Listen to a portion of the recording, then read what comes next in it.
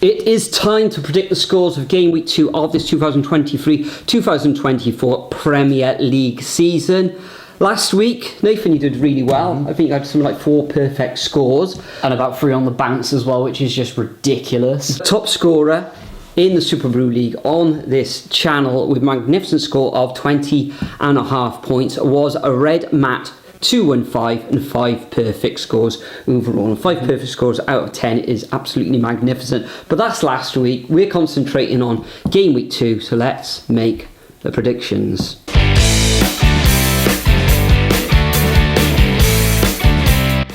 Okay, so first up on Friday night, we have Nottingham Forest versus Sheffield United. I'm not sure why this one isn't on TV, to be honest. Forest coming in from a very, very unlucky loss against Arsenal. I thought they played really well, and Brendan Johnson really should have buried his chance. Sheffield United wasn't really too impressed with them.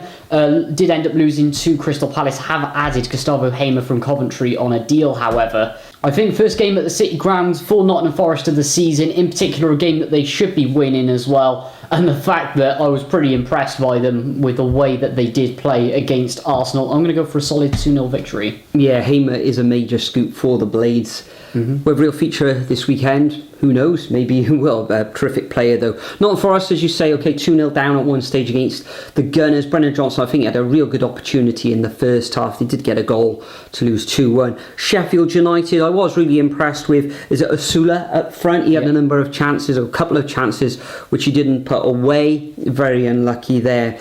At home though, City Ground, Friday night, under the lights, first match of the season for Forest. I think they'll just sneak this one 2-1. Moving on to the first of the Saturday fixtures, most of these taking place at 3 o'clock on Saturday. We've got Fulham coming up against Brentford. Now Fulham, you could say, very fortunate to come away with all 3 points against Everton.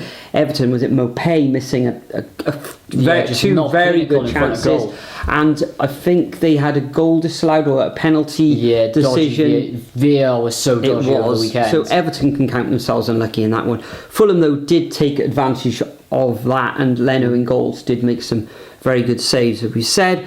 Brentford played out a very entertaining game against Spurs, where it finished 2-2. So this one, I think there'll be goals again. Fulham at home, first game in front of their fans for this coming season. Looks like Mitrovic is actually playing as well. So I'm just going to put victory to Fulham in this one. I'm going to go for a 2-1 home victory, but it could end up in a draw. Interesting. I actually think it's going to be high scoring here. I'm going to go for Desmond's. Fulham, very lucky, as you've said. I thought Everton were in the game a little bit. However, just the lack of goals going forward. And then Brentford really did impress me against Tottenham, even with the extreme loss of, obviously, Ivan Toney's ban until January. So I think it's going to be a goal fest. It's going to go 2-2. Next up, we've got Liverpool against Bournemouth.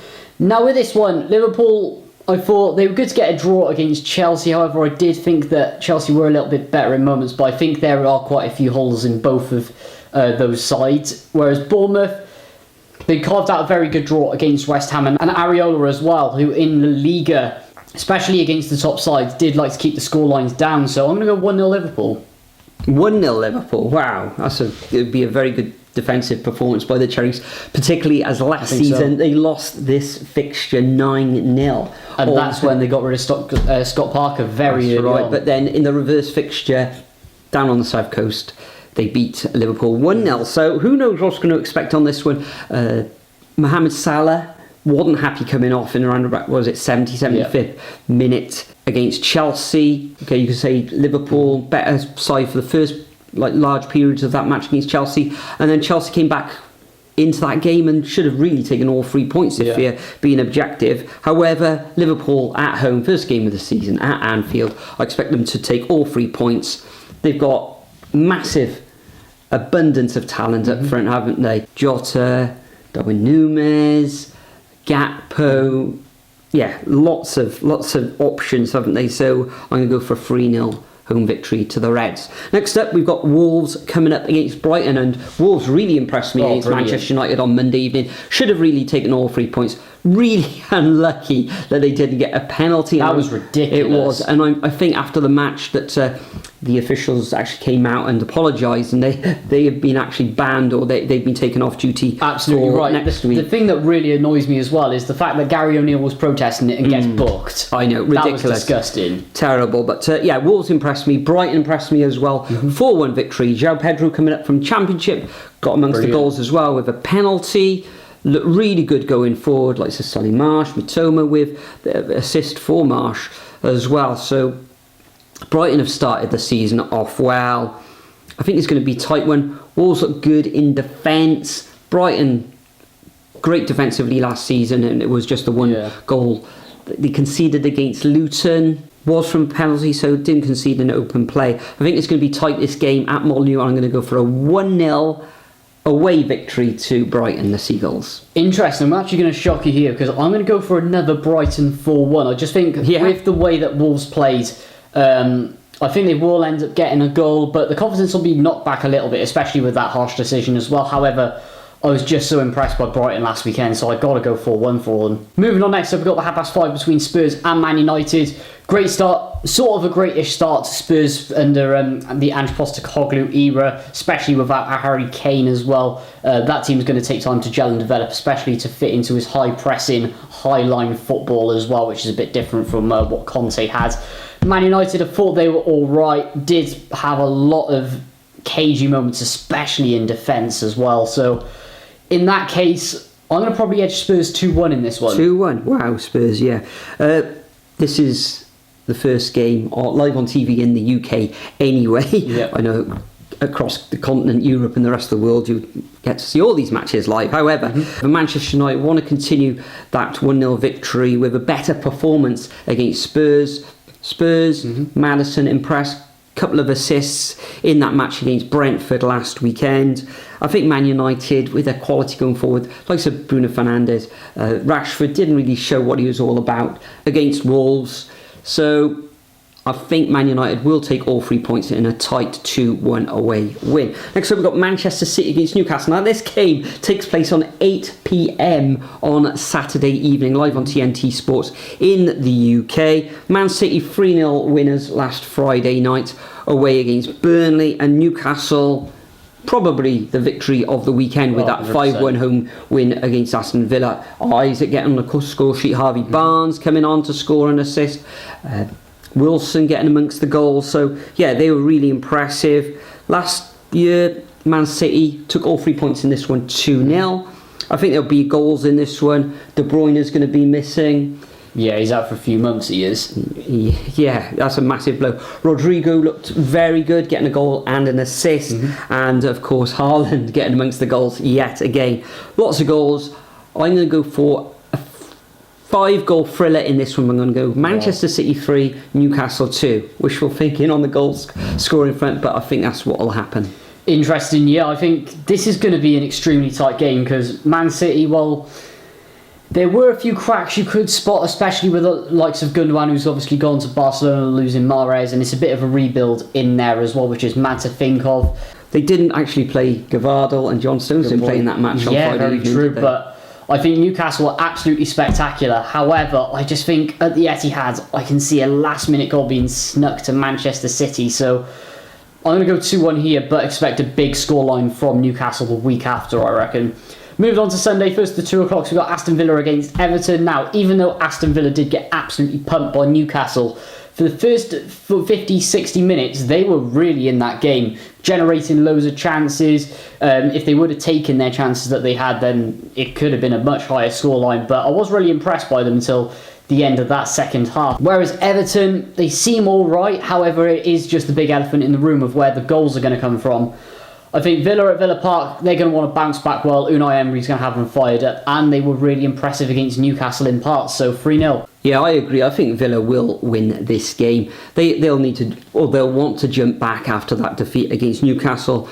Diaby showing his qualities, getting amongst the goals, even though they were absolutely destroyed in the end. Everton, I thought they were harshly treated and really unlucky against Fulham at home. However, Villa Park, from the crowd keeps saying it, first game of the season, they're going to be well up for it, and they'll want to bounce back. So I'm going to go for a a 2-0 home victory to the Villains. Then we move on to the 4:30 kick-off live on Sky, this one in the UK. But West Ham coming up against Chelsea, all London affair. West Ham a draw on the weekend away against Bournemouth, of course, and Chelsea also drawing 1-1 at home against Liverpool. So both of these sides are looking for their first victory. I think the quality throughout the Chelsea ranks. So Nicholas Jackson looked quite good. Very good.